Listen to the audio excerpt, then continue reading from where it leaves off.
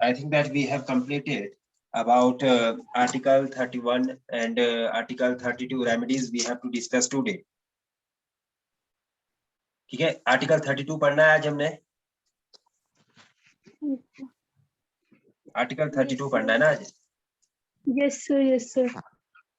So Article 32 क्या कहता है कि Article 32 और Article 226 जो ये दो आर्टिकल है, ये दोनों आर्टिकल रिट पटिशन के लिए दिए गए हैं और इन दोनों आर्टिकल के थ्रू आप सुप्रीम कोर्ट और साथ ही साथ अगर आप हाई कोर्ट में अपनी कोई रिट पटिशन डालना चाहते हैं या कोई PIL डालना चाहते हैं या किसी तरह का अपना केस आप लॉन्च करना चाहते हैं जहां पे आपको लगता है कि आपके फंडामेंटल राइट्स की किसी तरह से अवहेलना हुई है, ठीक है, आपके फंडामेंटल राइट आपको सही तरह से नहीं दिए जा रहे, ठीक है, उसमें किसी तरह की आनाकानी की जा रही है या आप अपने फंडामेंटल राइट का सही से यूज नहीं कर पा रहे किसी अदर पर्सन की कंट्राडिक्शन के कारण, ठीक है, तो आप डायरेक्टली आर्टिकल 32 और अंडर आर्टिकल 226 के थ्रू सुप्रीम कोर्ट और हाई कोर्ट रिस्पेक्टिवली जा सकते हैं. ये आर्टिकल 32 में कुछ एक रेमेडीज के बारे में बताया गया है कि remedies for enforcement of rights confirmed by this part, यानी कि जो आर्टिकल का पार्ट 3 है उसमें जितने भी हमारे पास फंडामेंटल राइट है उनके एनफोर्समेंट के लिए किस तरह की रेमेडीज है कि क्या क्या आप कर सकते हैं, ठीक है, तो इसमें सुप्रीम कोर्ट क्या डिसीजन दे सकता है, हाई कोर्ट क्या डिसीजन दे सकता है, तो उसके बारे में इसमें महत्वपूर्ण बात कही गई है और सारे के सारे क्लॉजेस यहाँ पे included है. So Article 32 says that the right to move the Supreme Court by the appropriate proceedings for the enforcement of rights conferred by the part of, ठीक है, that part is part 3 granted, ठीक है, जो यहाँ guarantee देता है कि जो आपके पार्ट 3 में जितनी भी फंडामेंटल राइट है उन सबका आपको गारंटीड सॉल्यूशन मिलेगा, ठीक है, अगर अब उसकी किसी भी तरह से कोई अवहेलना हो रही है तो वहां पे आप सुप्रीम कोर्ट में अपना प्रोसीडिंग कर सकते हैं और अपना केस को लड़ सकते हैं, ठीक है, कि कोई भी अगर आपके राइट्स के साथ किसी तरह की कोई छेड़खानी कर रहा है, ठीक है, आपके राइट्स को अच्छी तरह से आप यूज नहीं कर पा रहे, ठीक है, आपको काम करने से रोका जा रहा है या कहीं किसी पब्लिक सर्विसेज को यूज करने से रोका जा रहा है, तो वहां पे आप डायरेक्ट सुप्रीम कोर्ट में आर्टिकल 32 के थ्रू जा सकते हैं. यानी कि सेकंड जो इसका पॉइंट है that is the Supreme Court shall have power to issue directions और ऑर्डर्स और writs including writs in the nature of habeas corpus, mandamus, ठीक है, प्रोविजंस और साथ ही साथ कोवेरेंटो एंड सेटियोरिटी, साथ ही साथ इसमें व्हिचएवर मे बी एप्रोप्रिएट, यानी कि इसमें से जितनी भी है सारी की सारी रिट पटिशंस है, 5 तरह की रिट पटिशंस है, ठीक है, पहले ये वाली है and second is this one, third is this one, fourth is this one and fifth one is this one. तो ये 5 तरह क्या है सर? जी ये क्या है? ये हमारे पास रिट्स है. रिट्स यानी कि जिसके थ्रू सुप्रीम कोर्ट किसी भी व्यक्ति को, किसी भी संस्था को, किसी भी इंस्टीट्यूशन को या किसी सरकारी पदाधिकारी को डायरेक्शन देता है कि आप किस व्यक्ति के साथ किस तरह का व्यवहार करेंगे. एक तरह की जजमेंट है, ठीक है, ये अलग अलग तरह के केसेस के लिए दी जाती है, जैसे नेचर ऑफ हिबस कॉर्पस या मैंडामस है या प्रोविजंस है, ठीक है, अगर किसी को बिल्कुल प्रोहिबिट करना है, कहीं पे आने जाने से रोकना है, तो ये वाली रिट पिटीशन चलती है, वहां पे कोई वारंटो है या और सर्टियोरिटी है. जी मीनिंग मिंडामेंट्स को हिंदी में क्या बोलते हैं सर? इसका हिंदी में तो पता नहीं है, पर ये सारी की सारी रिट पिटीशंस है, ये अलग अलग है, इसके ऊपर एक अलग ही टॉपिक है, ठीक है. रिट पिटीशन अगर आपको पढ़नी होगी कामाक्षी तो मैं अलग से आपको पढ़ा दूंगा, ठीक है, ये थोड़ा लेंथी है टॉपिक, फिर इसमें बहुत सारी चीजें इंक्लूड है, ठीक है, जो हिबस कॉर्पस है, मैंडामस है. मैंडामस का मतलब है कि जो मेंटल जजमेंट के थ्रू आपको चीजें करवाई जाती है, इसमें इस तरह का रहता है कुछ, ठीक है, तो ये अभी मेरे को एग्जैक्टली याद नहीं है, ठीक है, 3-4 साल पहले ये सारी रिट पिटीशन पढ़ी थी, तो अगर आपको पढ़ना होगा इसको अलग से तो आपको पढ़ा दिया जाएगा. फिलहाल अगर आप जो पेपर देने वाले हैं तो उसमें इतना सारा चीजें नहीं पूछी जाएगी आपसे, ओनली एंड ओनली पूछा जाएगा कि how many types of writ petitions are there, ठीक है, तो आपको लिखना कि 5 types of writ petitions are there, इतना ही आपको इसमें क्वेश्चन आएगा, इससे ज्यादा डीप क्वेश्चन आपको नहीं पूछा जाएगा. ठीक है, अगर आपको लगे तो I will discuss it by tomorrow definitely. Second is, without prejudice to the powers conferred on the Supreme Court by clauses 1 and 2, Parliament may by law empower any other courts to exercise within the local limits of its jurisdictions all or any of the power exercisable by the Supreme Court under clauses 2। यानी कि जो ये under clauses 2 है, ठीक है, इसके through supreme court किसी भी चाहे वो पार्लियामेंट से कोई लॉ बन रहा है, ठीक है, एम्पावर, ठीक है, कि कोई स्पेशल लॉ बनाने की जरूरत पड़ती है तो वो भी उसको एम्पावर कर सकता है कि भाई आप सुप्रीम कोर्ट के थ्रू कोई लॉ पास कर सकते हैं, या अदर कोर्ट्स जो भी है, ठीक है, अपनी एक्सरसाइजेज में है या लोकल लिमिट्स में है, अपनी ज्यूरिसडिक्शन की पावर को एक्सरसाइज करने का ये अधिकार सुप्रीम कोर्ट आर्टिकल 32 क्लॉज 2 के थ्रू दे सकता है। ठीक है, ये इसमें आर्टिकल क्लॉज 3 में बताया गया है। ठीक है, फोर्थ पॉइंट है जो क्लॉज नंबर 4 है, that is the right granted by this article shall not be suspended except as otherwise provided by this constitution. मतलब कि जितने भी हमारे राइट है वो कभी भी सस्पेंड नहीं हो सकते, only and only the condition is that कि उस राइट की कोई ऐसे आपत्ति ना हो, जैसे कभी इमरजेंसी हो या कोई फाइनेंशियल इमरजेंसी या नेशनल इमरजेंसी हो, उस कंडीशन में आपके फंडामेंटल राइट्स को थोड़ा सा एब्रिज किया जा सकता है या रोका जा सकता है, आपको वो उनका जो प्रॉपर राइट्स है वो नहीं दिए जा सकते। ठीक है, only and only in the condition of critical situation of the country. Is it clear? Yes sir. अगर कोई डाउट है तो आप पूछ सकते हैं ना। हरे कृष्ण। चलिए नेक्स्ट हमारे पास है आर्टिकल 32A। ठीक है, इसमें क्या बात कही गई है कि ये कहता है कि जो constitutional validity of the state law not be consider in proceeding under article 32। यानी कि अगर कोई जो अपना हाई कोर्ट है या लोअर कोर्ट है, ठीक है, या कोई अदर काइंड्स ऑफ कोर्ट्स है जहां पर कोई कानून बनाया गया है, तो उसकी बेस पे आप आर्टिकल 32 से जो रेमेडीज कॉन्स्टिट्यूशनल रेमेडीज दी जाती है तो उसको आप मान्य नहीं मान सकते उस समय। ठीक है, क्योंकि इसमें आर्टिकल 32 सेज दैट द कि भाई जो आर्टिकल 32 से जो जितने भी हमारे पास 4 तरह के क्लॉजेस है उस थ्रू ही आप या 5 तरह की जो रेमेडीज दी गई है, रिट पिटीशन दी गई है, तो उस थ्रू ही आप अपना डिसीजन दे सकते हैं। ठीक है, अगर कोई ऐसे लोकल बॉडी या लोकल कॉन्स्टिट्यूशन या कोई लोकल स्टेट गवर्नमेंट इस तरह का कोई कॉन्स्टिट्यूशन प्रोविजन बनाती है कोई स्पेशल काइंड्स ऑफ राइट्स देने के लिए, तो वो पूरे देश में मान्य नहीं माना जा सकता। ठीक है, क्योंकि कंडीशन और सिचुएशन अलग अलग हो सकती है। ये आर्टिकल 32A में कहा गया है।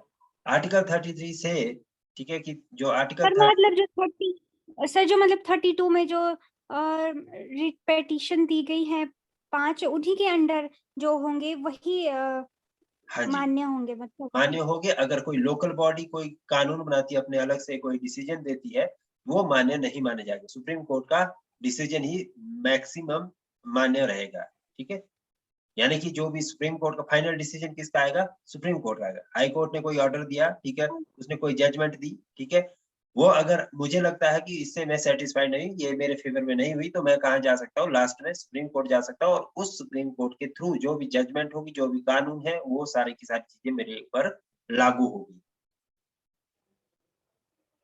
Is it clear? Yes sir. Kamakshi clear? Hello ji sir. Yes, sir. Okay, so next is parliament, power of parliament to modify the rights conferred.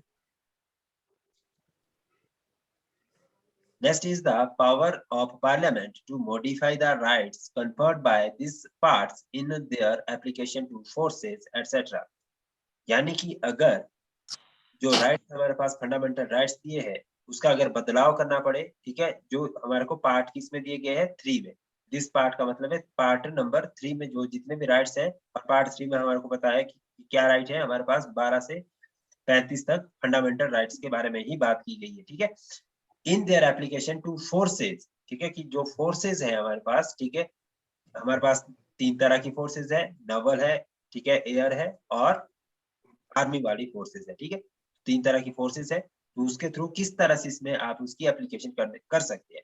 So Parliament may by law determine to what extent any of the right conferred by this part shall in their application to the member of the armed force। ये भी parliament decide करेगा कि जो fundamental rights है, ठीक है, हो सकता है कि कोई आर्मी पर्सन अगर देश के साथ कोई युद्ध छिड़ गया, ठीक है, या कहीं बाउंड्री पे कोई टेंशन चल रही है और आर्मी पर्सन बोल दे कि भाई मुझे तो जीने का अधिकार है, मैं लड़ाई करने नहीं जाऊंगा, ठीक है, ये मेरी पर्सनल लिबर्टी है, तो उस समय किस हद तक उनको आर्म्ड फोर्स को अधिकार देने हैं, ठीक है, फंडामेंटल राइट्स उनको अवेल करवाने हैं, वो वहां पे कंडीशनल है, वो पार्लियामेंट के लॉ के द्वारा डिसाइड किया जाएगा, ठीक है।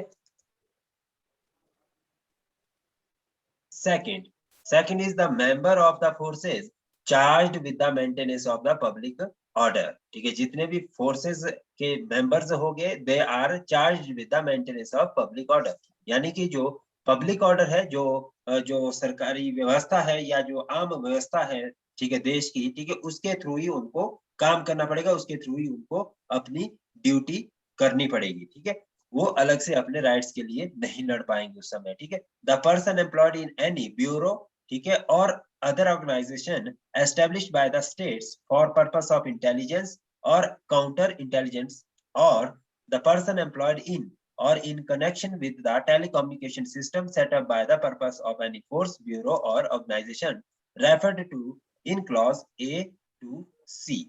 इसका मतलब क्या है कि अगर कोई आदमी किसी स्पेशल इन्वेस्टिगेशन के लिए तैयार किया गया है, तो उसको उस पॉइंट ऑफ व्यू से जो उसके पास इंफॉर्मेशन है वो दूसरे को रिवील नहीं करवानी, अगर उसके ऊपर जान का खतरा, वो ये नहीं बोल सकता, जैसे अब आपको पता है, ठीक है, जो अजीत डोभाल है, he stayed for so many years in Pakistan as playing the character of a Muslim, ठीक है, मुसलमान बन के उन्होंने कई साल पाकिस्तान में अपनी सेवाएं दी, भारत के लिए सेवाएं दी, ठीक है, और वहां पर रहते रहते काफी सारी इंफॉर्मेशन वो भारत के लिए भेजते रहे, ठीक है, तो उस समय अगर उनकी जान के ऊपर कोई खतरा आ जाता तो वो ये नहीं कहते कि भाई मेरे पास ये इंफॉर्मेशन है, वो मुझे, क्योंकि मुझे जीने का अधिकार है, तो मुझे ये अपने जीवन को बचाने के लिए सारी इंफॉर्मेशन रिवील करनी पड़ी, ठीक है, तो आर्मी वाले कभी भी अपनी इंफॉर्मेशन रिवील नहीं करते, भले उनकी जान क्यों ना चली जाए, ठीक है, तो ये सारी कंडीशन रहती है, तो उस समय वहां पे फंडामेंटल राइट एवरेज हो जाते हैं या खत्म माने जा सकते हैं, ठीक है, कि भाई ब्यूरो या जो इस तरह के कोई सीक्रेट मिशन है उनके लिए किसी तरह का कोई फंडामेंटल राइट्स की वहां पे बात प्रॉपरली फिट नहीं बैठती, या कोई टेलीकम्युनिकेशन सिस्टम में है जहां पर आप कोई स्पेशल इंफॉर्मेशन शेयर कर रहे हैं, ठीक है, तो वहां पर भी आर्टिकल 33 के A to C के जितने क्लॉजेस है वो एप्लीकेबल रहेंगे, ठीक है। बी रिस्ट्रिक्टेड, इसमें जो लास्ट में लिखा गया बी रिस्ट्रिक्टेड और abrogated so as to ensure the proper discharge of their duties and to maintenance of disciplines among them, यानी कि वो इसलिए रिस्ट्रिक्ट किए जाते हैं सारे के सारे राइट उनके, ताकि वो अपनी ड्यूटी को अच्छी तरह से कर सके और जो सोशल ऑर्डर है उसको सही से मेंटेन करके रख सके। Is it clear? Any doubt, any question यहाँ तक तो बताइए मुझे। No sir. और Neha and Shivani, do you have any doubt? No sir. Last line क्या कहा आपने?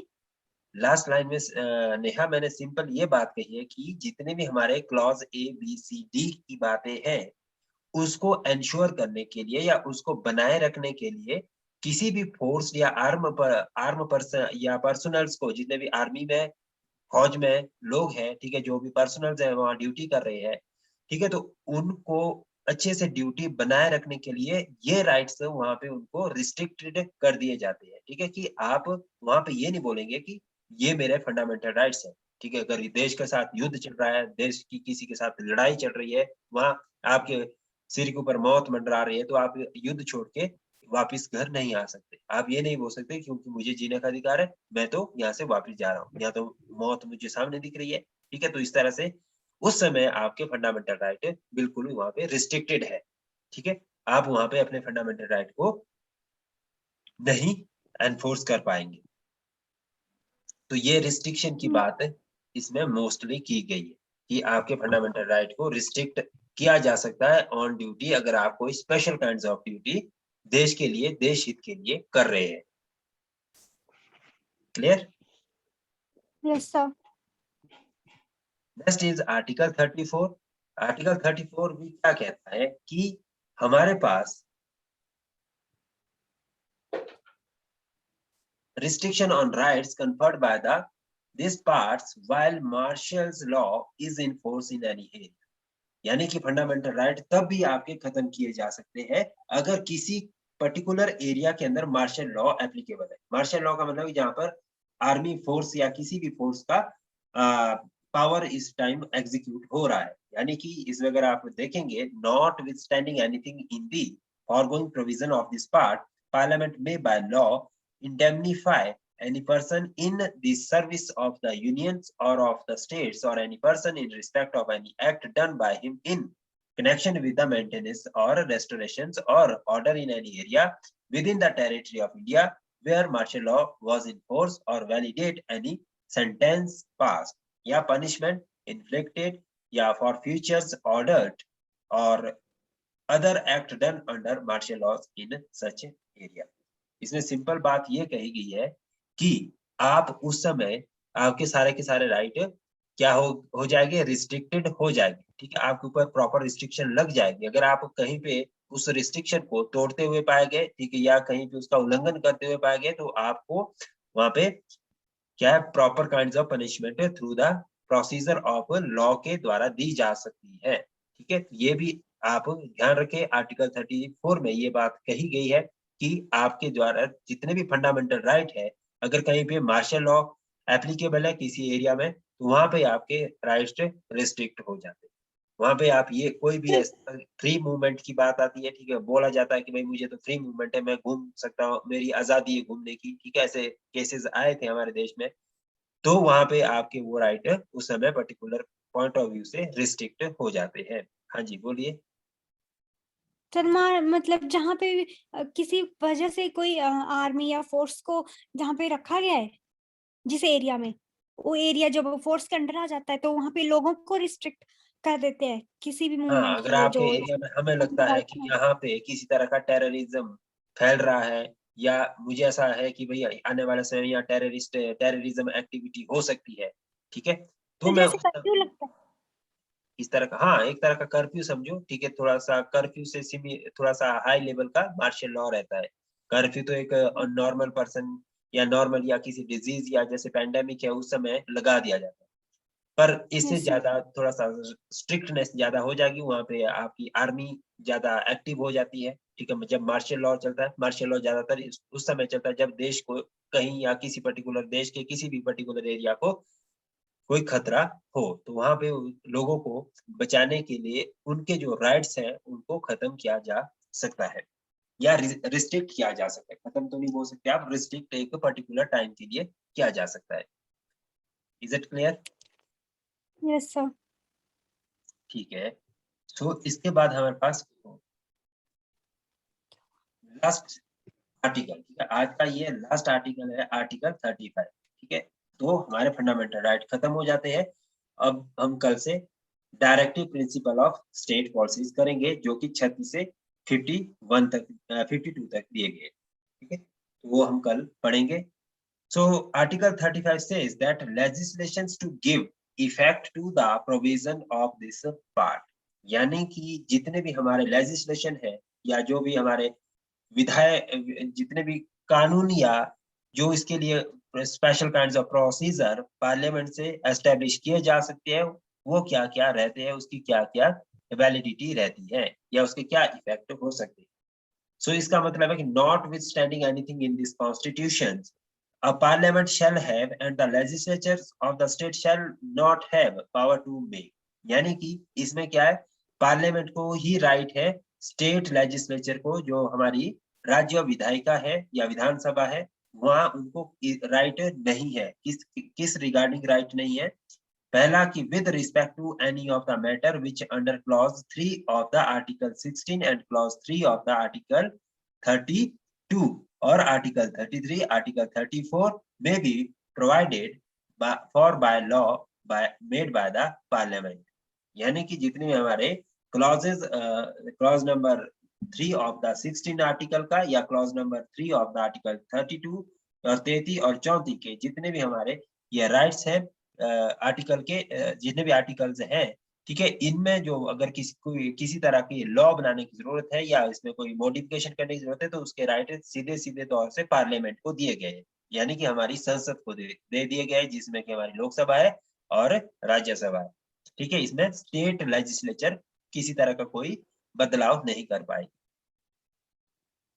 दूसरा क्लॉज कहता है 35 का कि for prescribing punishments for those acts which are declare to be offences under this part, यानी कि जो पनिशमेंट है उसका प्रेस्क्रिप्शन करना, ठीक है, यानी कि क्या सजा हो सकती है, कितनी सजा हो सकती है, ये सारी चीजें डिसाइड करना भी पार्लियामेंट का काम रहेगा। और आर्टिकल 35 में इसके बारे में भी बात कही गई है, and parliament shall as soon as may be after the commencement of this constitution make law for prescribing punishments for the act referred in sub clauses 2, ठीक है, यानी कि अगर कहीं पे किसी तरह का कोई ऑफेंसेबल मैटर देश के सामने आता है या सरकार के सामने आता है या सुप्रीम कोर्ट के सामने आता है और उसमें किसी खास पनिशमेंट की जरूरत आपको महसूस होती है और अगर हमारे पास उस तरह का कोई प्रोविजन नहीं है पनिशमेंट देने का, तो वहां पे पार्लियामेंट को राइट है कि वो वहां पे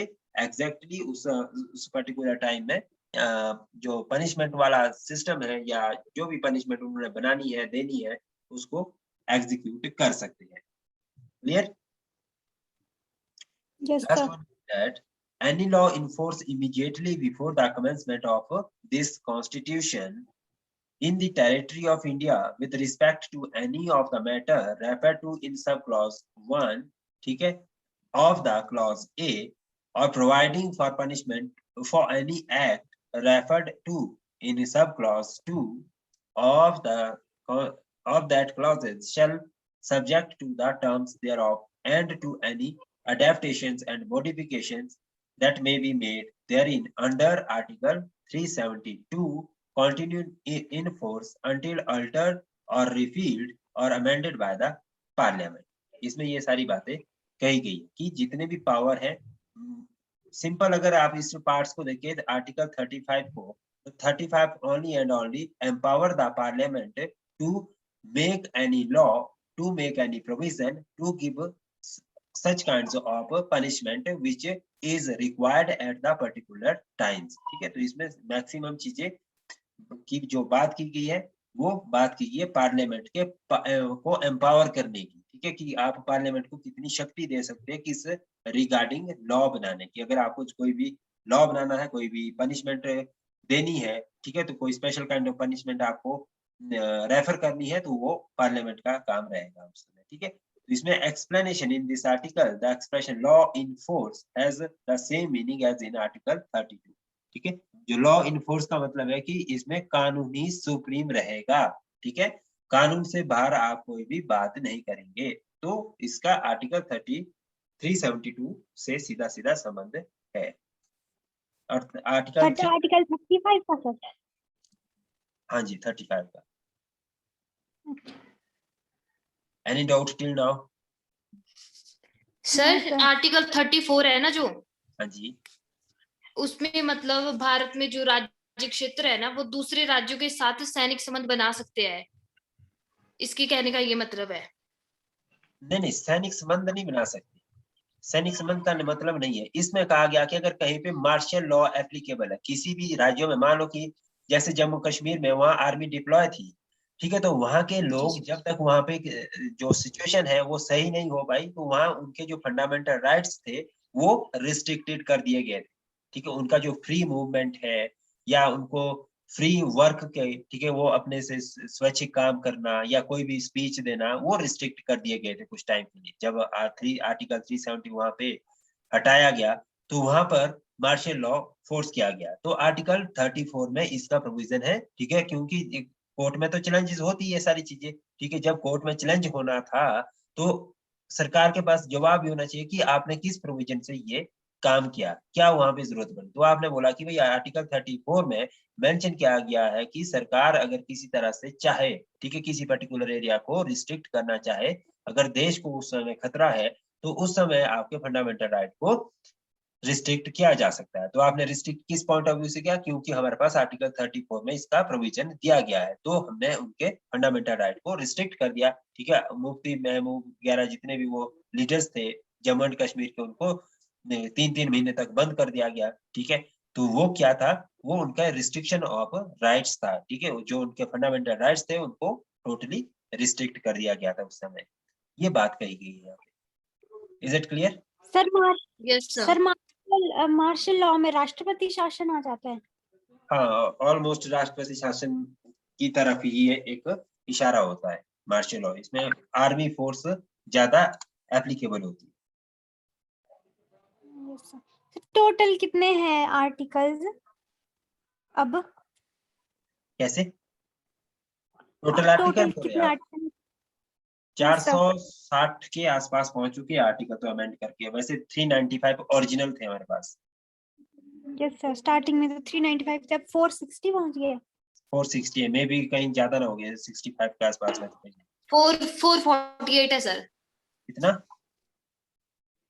नहीं 448 तो नहीं है। ठीक है, वो तो ओल्ड डाटा है आपके पास में भी।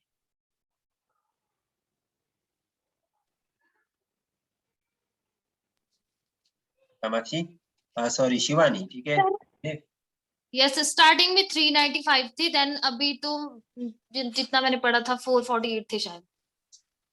48 जी सर। 100 अमेंडमेंट में जो 100 यस सर, 100 अमेंडमेंट।